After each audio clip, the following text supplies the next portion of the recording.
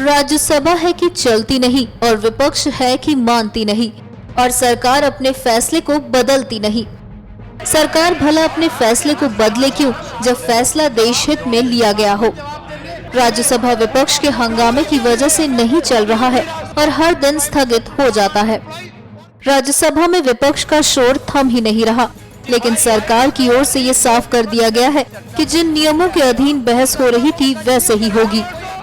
कि जो विपक्ष ने जिस चर्चा को शुरू किया है उस चर्चा को वो कंटिन्यू करें, कोई आपत्ति नहीं है। बीच में चर्चा तो दिक्कत ये है और इसलिए जो है जिन लोगों को अगर उन्हें नहीं बोलना है तो आपसे अनुरोध है कि जो सदस्य बोलना चाहते हैं उनके नाम को आप चर्चा शुरू करिए। कांग्रेस की ओर से गुलाम नबी आजाद ने आज फिर से सदन में प्रधानमंत्री की उपस्थिति को लेकर सवाल उठाए और बहस के लिए नरेंद्र मोदी को सदन में आने को कहा। Sir, let it be very clear that opposition is not discussion and debate. Let the honorable Prime Minister be present here.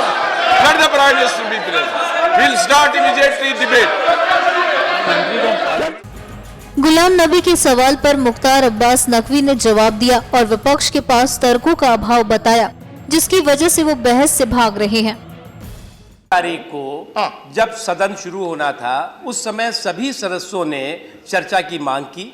सरकार ने कहा हम चर्चा के लिए तैयार हैं, आप 1 घंटे 2 घंटे 2 दिन 4 दिन 10 दिन आप चर्चा करिए, हम तैयार हैं और आपके हर सवाल का हम आपको जवाब देंगे, माकूल जवाब देंगे। और चर्चा शुरू हुई। जब चर्चा शुरू हो गई सर, उसके बाद कोई तर्क नहीं, कोई तथ्य नहीं और पूरे दिन जो है वो तर्कों और तथ्यों के दिवालियेपन से जूझते रहे। उसके बाद उन्होंने 2 दिन 3 दिन 4 दिन तक सदन नहीं चलने दिया।